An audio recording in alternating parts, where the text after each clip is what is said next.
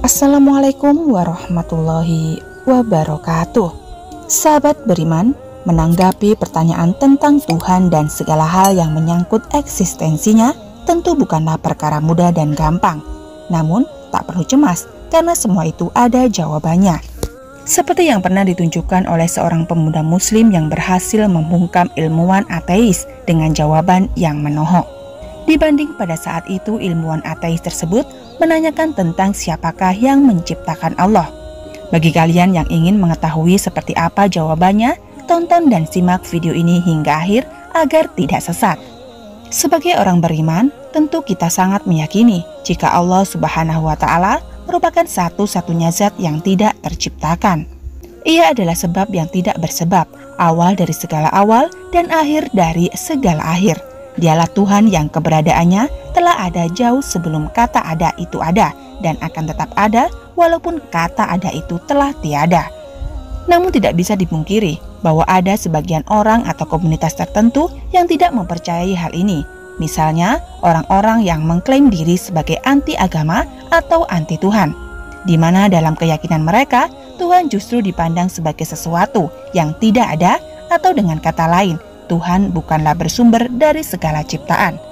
Pandangan seperti ini tentu bukan tanpa alasan, karena bagi mereka ukuran sebuah kebenaran harus dilihat dari sejauh mana hal itu dapat dibuktikan secara empirik, atau setidaknya dapat dibuktikan melalui pendekatan sains yang bisa diterima secara logis.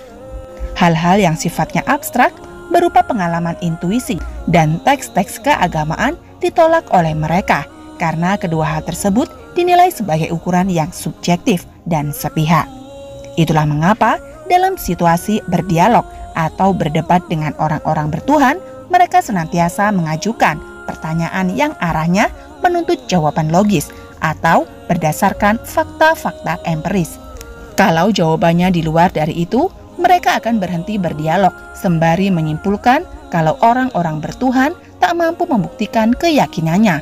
Di sisi lain, memang harus diakui bahwa untuk membuktikan kebenaran Tuhan berdasarkan fakta-fakta empiris jelas merupakan hal yang mustahil.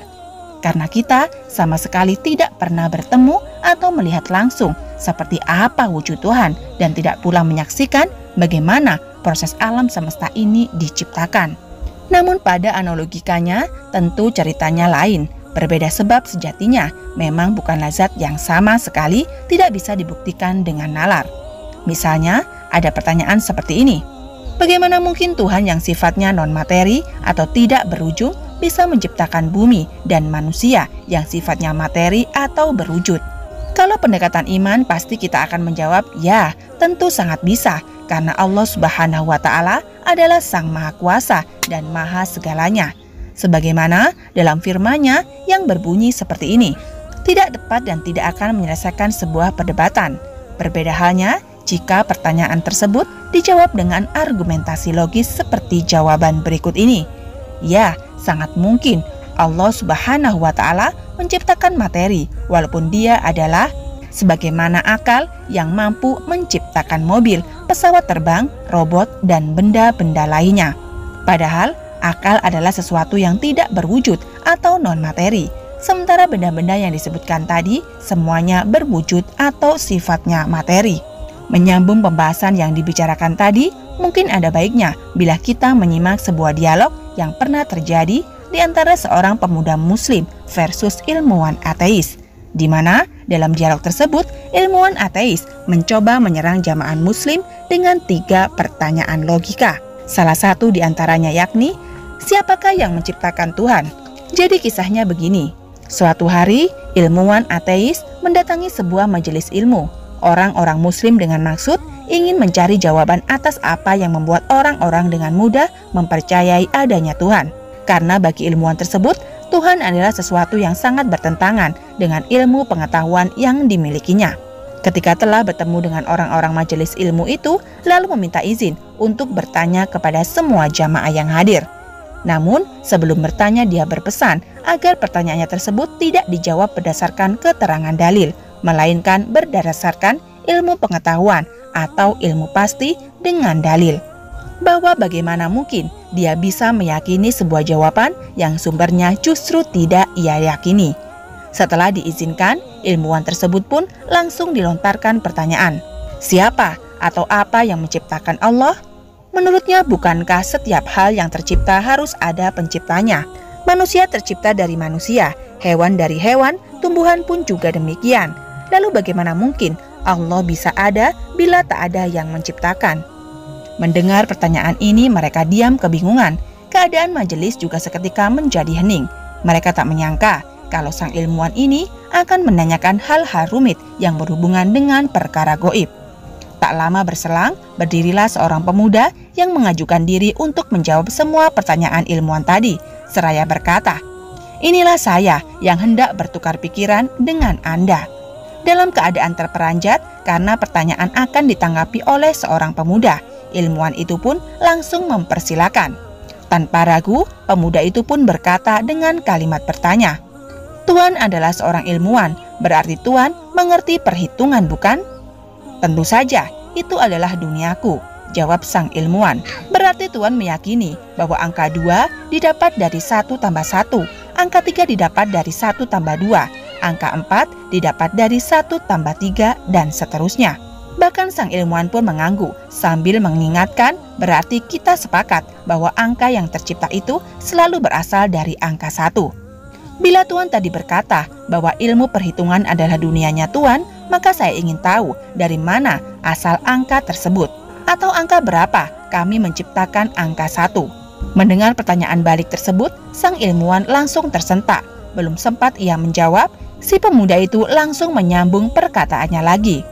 "Bila Tuan tidak pernah mempersoalkan angka 1 dalam dunia Tuan, dan Tuan meyakini bahwa angka 1 haruslah ada agar dapat tercipta angka-angka lainnya, maka apa sulitnya Tuan meyakini bahwa Allah itu ada dan dapat menciptakan hal-hal lain, namun Allah tidak memiliki pencipta?" Sang ilmuwan yang mendengar penjelasan tambahan itu berpikir, namun tak mampu memberikan sanggahan. Ia hanya bisa berkata dengan suara pelan, "Tolong jawab pertanyaan selanjutnya." Sehingga cerita si pemuda itu akhirnya berhasil menjawab semua pertanyaan dengan penjelasan yang logis tanpa ada sedikit pun bantahan dari sang ilmuwan. Alhasil, sang ilmuwan akhirnya mengaku, mengalah, dan menyatakan puas atas semua jawaban pemuda tersebut. Tercipta sebagai makhluk yang dibekali akal serta kemampuan bernalar, wajar bila manusia seringkali menggunakan anugerah tersebut untuk memikirkan hal-hal yang berkaitan dengan hidupnya, termasuk memikirkan soal Tuhan dan eksistensinya. Namun sebagai orang beriman kita perlu berhati-hati serta mawas diri, sebab kata Rasulullah, pikiran seperti itu merupakan salah satu bentuk provokasi setan. Dan kata Rasulullah juga, bila muncul pikiran atau mendapatkan pertanyaan semacam demikian, kita segera memohon perlindungan kepada Allah Subhanahu wa Ta'ala. Dari Abu Hurairah radhiyallahu anhu, Rasulullah Shallallahu alaihi wasallam bersabda, "Setan akan mendatangi seorang dari kalian kalau mengatakan siapa menciptakan ini, sehingga dia akan berkata, siapa yang menciptakan Tuhanmu? Dan ketika dia menghinggapinya, maka berlindunglah kepada Allah darinya dan harus dia menyudahinya." Hadis riwayat Bukhari dan Muslim. Pada riwayat lain dari Abu Hurairah radhiyallahu anhu, Rasulullah Shallallahu alaihi wasallam bersabda, "Manusia akan senantiasa bertanya sampai dikatakan ini adalah Allah yang menciptakan makhluk. Lalu, siapakah yang menciptakan Allah?